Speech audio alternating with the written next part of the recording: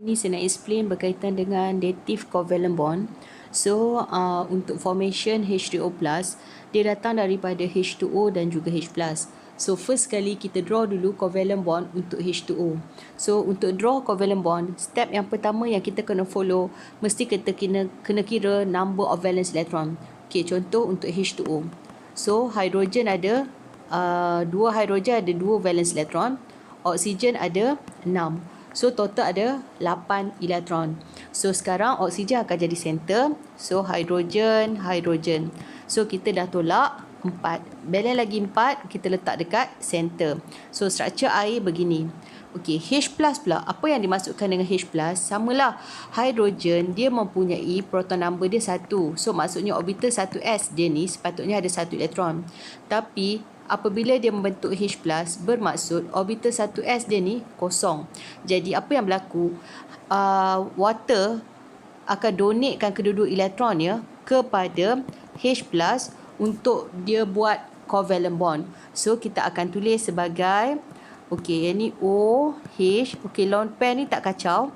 Okey, yang ni H. Okey, lone pair yang di sini ya. Lone pair di sini, oksigen akan dermakan kedua-dua elektron dia untuk dia kongsi bersama dengan H+.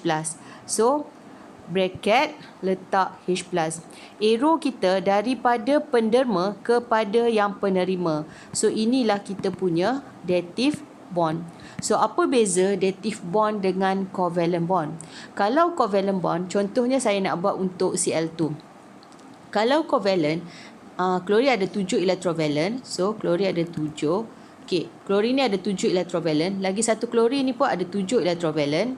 Okey, so apa yang berlaku? Dia kongsi kedua-dua elektron. Maksudnya satu elektron daripada klorin yang first ni, satu lagi elektron daripada klorin ni. So, maksudnya dia bagi seorang satu. So, kalau macam ni, dia akan membentuk covalent bond sahaja.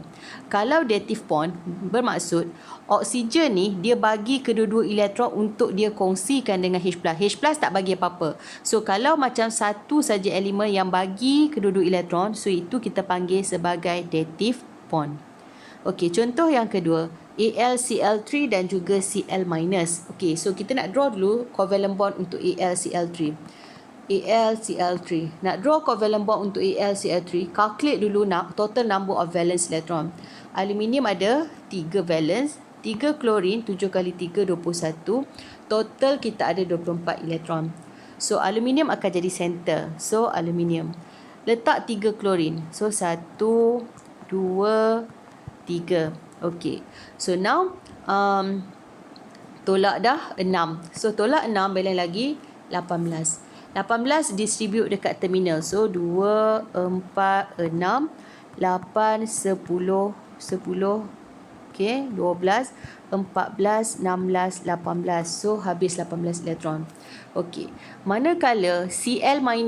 Cl- pula, dia bermaksud negatif ni menunjukkan dia dah terima elektron. So, klorin sepatutnya dia ada 7 saja electrovalent. So, bila dia terima satu elektron, dia akan jadi 8 elektron. Okay. So, sekarang dah bentuk Cl-. So, siapa yang akan jadi donor, siapa yang akan jadi acceptor? So, Cl- ni disebabkan oleh dia banyak elektron, so dia akan jadi donor. Manakala aluminium ni akan jadi acceptor lah. Sebab apa aluminium ni akan jadi acceptor? So, kalau kita draw balik aluminium, orbital diagram untuk aluminium, okay, ground state untuk aluminium. Saya lukis untuk valence shell aluminium. Okey, aluminium dia mempunyai 3 valence elektron. So, 3s dengan 3p. So, 1, 2, 3. Okey, so sekarang dia nak buat 3 covalent bond dengan klorin. So, bila dia nak buat 3 covalent bond dengan klorin, 3 tapak akan digunakan untuk buat covalent bond dengan klorin. Dan aluminium masih mempunyai 1 empty orbital. So, bila dia mempunyai 1 empty orbital, klorin ni boleh bagi kedua-dua elektron ni untuk mereka kongsi bersama-sama. So, macam mana struktur dia nanti? So, saya lukis balik. Saya lukis Al, Cl, Cl, Cl. Ni struktur asal. Okey, sekarang Cl ni bagi kedua elektron untuk dia kongsikan dengan Al. So, Cl, Cl, Cl. So, jangan lupa letak bracket. Okey, letak negative charge. So ini dative bond kita. Dative bond berlaku apabila Cl- donatekan kedua-dua elektron untuk dikongsikan dengan aluminium. Okey, contoh seterusnya untuk dative covalent bond. BeCl2 dengan 2 mol NH3. Okey, saya draw dulu BeCl2. Okey, Be dia ada 2 valence elektron, 2 klorin, so 7 kali 2 14, so total kita ada 16 elektron. So struktur kita Be adalah Be Cl Cl. So tolak 4, balance lagi 12. 12 letak dekat terminal. So 2, 4, 6, 8, 10, 12. Okey, manakala amonia pula, kalau kita nak draw struktur amonia, okey, untuk NH3, nitrogen ada 5 elektron valence, 3 hidrogen ada 3, so total kita ada 8. Okey, struktur amonia adalah nitrogen, lukis 3 hidrogen. Okey, so kita dah tolak 2, 4, 6, balance lagi 2. Ingat hidrogen hanya boleh duplet. Dia tak boleh ada elektron di sekeliling hidrogen, tak boleh sebab dia duplet saja. So balance lagi 2 ni disebabkan oleh terminal kita hidrogen. So 2 ni terus kita letak dekat center. Okey, sekarang kita ada 2 mol amonia. Okey, saya lukis 2 mol amonia. Okey, so sekarang siapa yang akan jadi donor, siapa yang akan jadi acceptor? So kalau kita tengok kat sini, beryllium ni dia masih ada empty orbital sebab dia baru guna dua elektron ni, so dia masih ada empty orbital. Nitrogen pula dia ada lone pair. Lone pair ni maksudnya dia banyak elektron. So nitrogen akan kongsikan kedua-dua elektron ni untuk dia membentuk ikatan dengan BeCl2. So kita akan dapat BeCl2. Okey, lepas tu NH3. Okey, di mana lone pair ni nitrogen bagi untuk dia kongsi dengan Be. Okey, nitrogen kat bawah ni pun sama sebab dia melibatkan 2 mol amonia. So nitrogen ni pun dia akan bagi kedua-dua elektron dia untuk dikongsikan dengan Be. So dia membentuk 2 dative bond. Okey, untuk seterusnya kita ada BF3 dan juga NH3.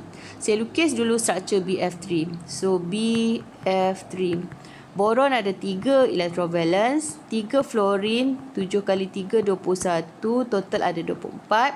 So Be sebagai center, letak fluorin, fluorin, fluorin. So tolak 6, balance lagi 18.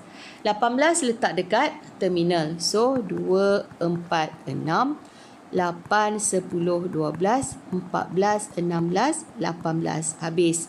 So sekarang lukis amonia. Amonia macam biasalah, NH3 dengan sepasang lone pair. So sekarang kalau kita tengok kat sini, amonia ni akan jadi donor sebab dia ada lone pair. So kita lukiskan dia punya dative bond. So saya lukis amonia NH3. Okey, dia akan bagi kedua-dua elektron dia untuk dikongsikan dengan BF3. Okey, so labelkan dative bond. So ini kita punya dative bond.